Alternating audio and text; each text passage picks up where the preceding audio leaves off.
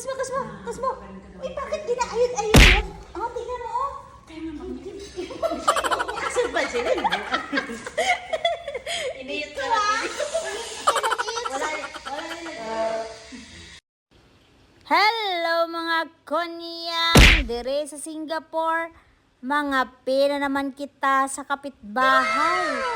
Tumawag man si Ate Medeline na magkape daw ako doon. So nagkape ako doon. Na-meet ko na naman si Oli at saka si Kusmo, ang alaga ni Ate May na sobrang ganda nila. So punta lang ako dito kasi kapitbahay lang, no.